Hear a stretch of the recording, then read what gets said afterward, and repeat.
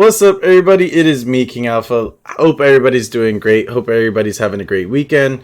So I'm going to be giving you this Season 11 Musket guide, and hopefully you guys do enjoy this. This is basically going to be builds that you can use in terms of regular Siege, TW, deathmatch, all that type of stuff. And I'm not going to be changing up my attributes to show stats simply because of the fact that I don't have a lot of scroll renewals or anything. But just do keep in mind that regardless, there's really kind of only two real builds that you can really do with Musket in terms of attributes and all that type of stuff. If you guys are enjoying the content, please leave a like and subscribe. I would appreciate it, and definitely hit the notifications button. And if you do want to catch my streams, definitely go down into the description and click that Twitch link. So anyways, let's get into this, guys. Hopefully this does kind of help you out and everything, and maybe maybe become better Musket players.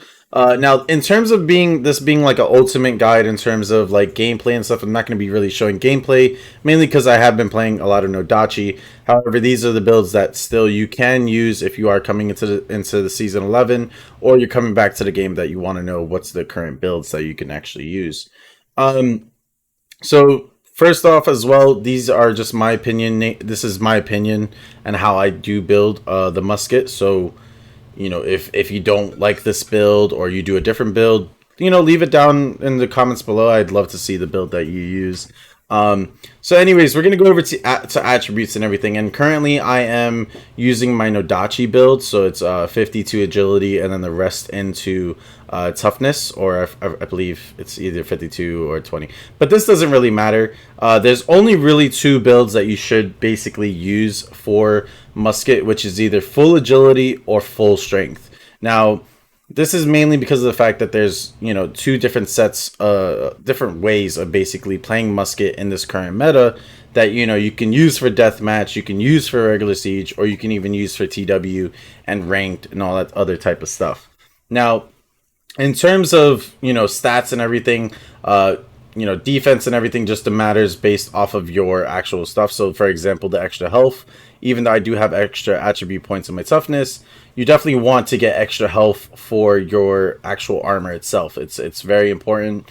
And you definitely want to go for more like crit value and everything, because as you guys can see, each one of these armor pieces right here all has extra crit value, which is up to 175. Now, this is obviously really great, but obviously it can go a bit higher if you really want to.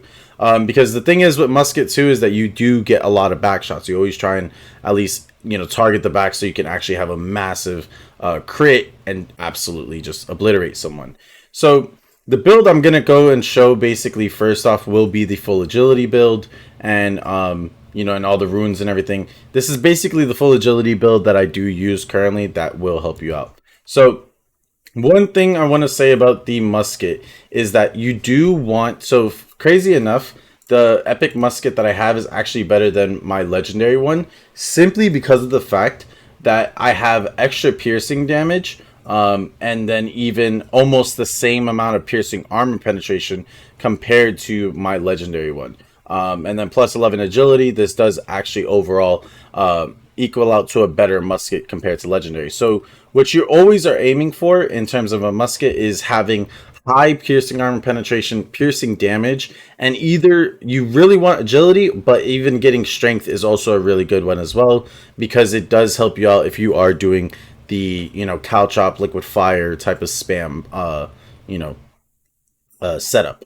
So currently what I'm using is the like I said, it's the agility, full agility build and everything, and you basically want to use my bad, guys. You either want to use the Flaming Blaze, so you use Flaming Blaze after using Fine Gunpowder.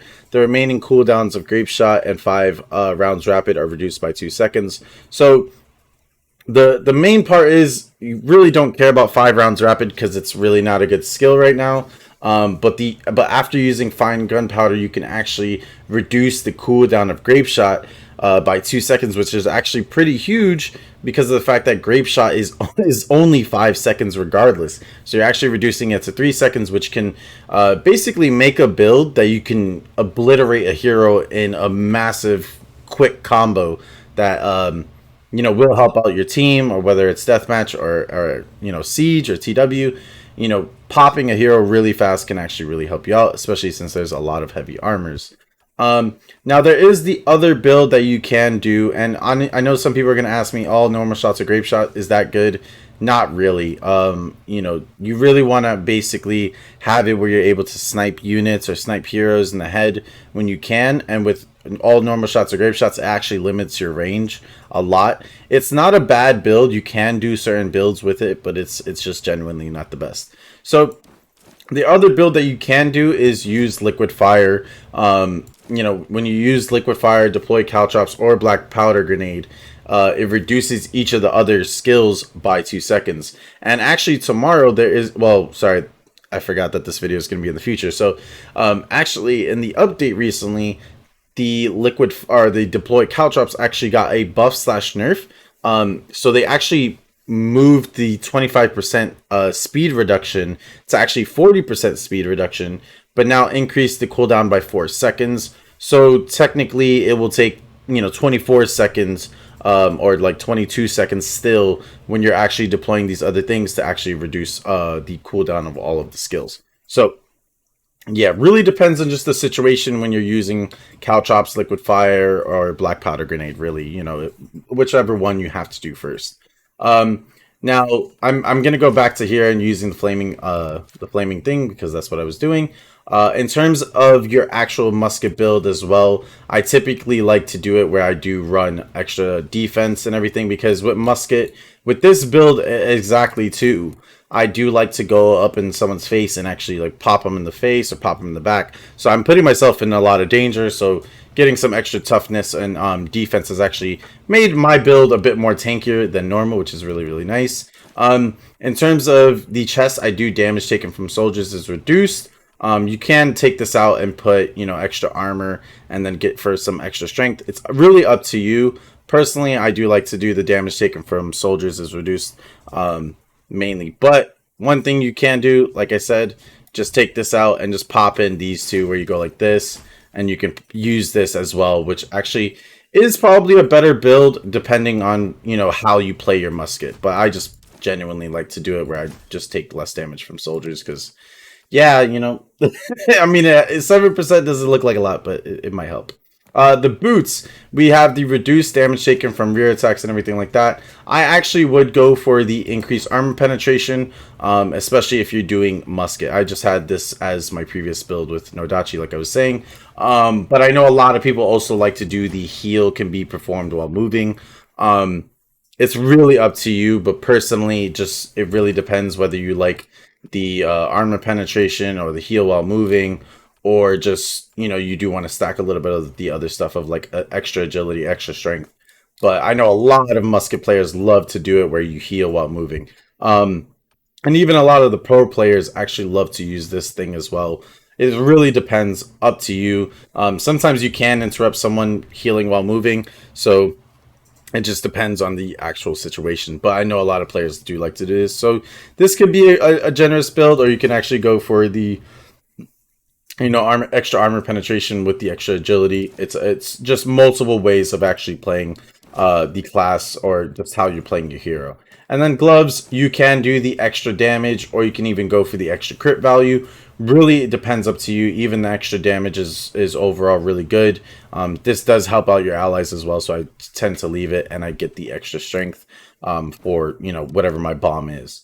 So coming over into the skills. Now this is the build that I use for basically Deathmatch and Siege, just to really have fun.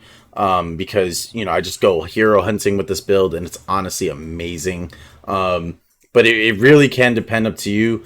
This build is awesome in Deathmatch as well. And I just think if you can really knock down these skills, the only thing I would say is close combat. We're going to talk about it in a second. But if you can really knock down these skills, you basically use, black powder grenade.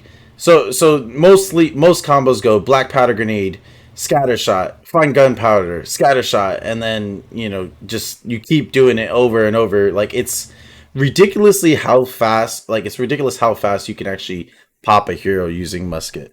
And I think one thing as well is that people don't understand that sometimes if you even miss one of these combos or miss your shot because you the one thing I will say is like if you hit someone with the bomb, you need to make sure you hit that red circle. If you don't hit that red circle, sometimes you shoot on the floor, and it can actually just mess up your combo entirely. The person lives, or someone comes and helps them. So definitely try and land your bomb every time, but also try and aim your shots correctly. There's been so many times I've missed scatter shot, fine gunpowder shot, all that type of stuff, simply because of the fact that, it looks like you might be hitting the actual body, but you're not, and it's just how CB is. Another build that you can do that a lot of people have been using. All right, sorry, wait. One more thing before I go into that build. You can also switch this with a Skirmisher. I know a lot of people love using Skirmisher. This does also deploy caltrops as well. But the cooldown is really, really long. 32 seconds is pretty big compared to what I like to use as close combat. You could basically do 3 close combats before, you can use Skirmisher again. But this, I will say this though, Skirmisher does allow you to get out of a lot of situations. And then the only problem about close combat is that sometimes the hitbox is wrong, or the fact that servers desync or whatever and it doesn't land. So if you aren't having luck with close combat, definitely use Skirmisher as your escape when using this type of combo. Now next, what you can do is, this is the full strength build. This full strength build basically requires you to do, you can basically put whatever keys these skills on whatever keys you want. You do this, this, and this. So you have liquid fire, caltrops, and the skirmisher, and then also black powder grenade. I would really suggest never to do 5 rounds rapid. It's really not that good. You can't. It's just not enough. You know what I mean? It just doesn't do enough damage. And it just personally doesn't go through a lot of units and everything. Hopefully they'll maybe rework these 5-round rapids and all that type of stuff. But anyways, it really depends on how you want to do your build. Some people like to deploy caltrops first, then do liquid fire, then do bomb, and then use skirmisher whenever you need to get out. But people like to do this build. This build can help out a lot in TW. It can help out a lot in regular siege, even ranked. And it actually can be very annoying, especially the fact that you're constantly throwing caltrops. And like I said, that enemy soldiers in the area by 25% for 7 seconds actually is gonna go up to 40% for 7 seconds. But then the cooldown is gonna go up plus 6 seconds. So just keep that in mind. So this is another build that you can use. I personally don't like this build simply because of the fact that it's just one of those cheese builds that you could just constantly just keep throwing. And I feel like low-key that afterwards, like, you're just shooting your musket, you're not really that useful. Whereas if I'm using my like almost type of like deathmatch build, it feels like I'm constantly like in the fight. I'm constantly trying to kill a hero, and especially if you could snipe a hero or anything like that, it is really, really good. Now, other than this, I'm going to go into some units and what you guys should probably use in terms of, like, okay, what build should I use, Alpha? And I'm going to do kind of different builds based off of leadership. I know I have 789, but I'm going to try and aim for 700 to 730 or even like 750, because I know a lot of people would like to know what type of builds you want to use. And what builds are actually easy to use with Musket as well, because a lot of people have to get used to the actual camera, which is a bit annoying because of the fact that the camera is closer. So units that I think are just super easy to use, that you don't like, it takes a little bit of micromanaging but not that much, is first off Iron Reapers. Iron Reapers 100%. It's super easy to use with Musket. You charge, you press 2, and then you just fight with them as much as you can. It's a very easy unit that you don't need to micromanage really hard. Yeah, obviously you do need to micromanage, but not the entire time. The next unit I would really suggest for some players to use is Palace Guards. Palace Guards are super easy to use right now. You just charge, brace, iron sides or whatever, and it's really, really good. You don't need to really worry about, oh my goodness gracious, like, I'm trying to do this and do that with my unit, whereas you can actually support the Palace Guards, even stop some of the units' charges or anything like that, counter charge, etc. with Palace Guards. That it's really, really good and easy to use with muskets. Now, Another unit that you can use that I'm going to be bringing in is Perfection Guards. I know this is an all melee combo, and it is 730 leadership, but Perfection Guards are actually really good. And especially with Musket, you can kind of cheese it a little bit and just use the Perfection Drill, a cover commander, and they just go on a slaughter. So this is a really nice little combo that you can use with Musket that actually really helps out. And it doesn't take a lot of micromanaging or anything like that to really use with Musket, compared to what you can do as well as you can use Namcans as well. Zakillian Militia are really good as well. But this is just like a certain build that you can use that if you really need to. Now, in terms of like maybe doing a triple purple unit, or if you want to use something else, you can use Palace Guards again. I think 100% Palace Guards definitely need to basically be in your build when using Musket, because of the fact that you can support them really easy. Not a lot of micromanaging. You can use, I will say this, you can use Immortal Garrison, but you do need to be careful because of the fact that you're going to be constantly trying to spam one on their formation, spam the one ability, and then trying to also do other things. It's Immortal Garrison is good for Musket, but it also is really hard to use as well. Secondly, I would say Imperial Pikes are really good to use with Musket, because of the fact that you could just basically just focus on doing an advance. Now, the only thing I will say though is that you don't have a really good camera, so sometimes you could advance and maybe miss something, or advance into something that will basically get your entire unit killed. But this is a really good build in general for like even lower players. Next and like last but not least, I think a really good unit to use would either be Javelin Sergeants, which is 705 leadership, or if you really don't want to use Javelin Sergeants and you want to actually use a unit that you kind of just basically want to just chill and basically do some sally outs, do some cav. Army Gears. Army Gears are amazing because of the fact that they just absolutely do an amazing amount of damage, very high speed, and just have really strong charges.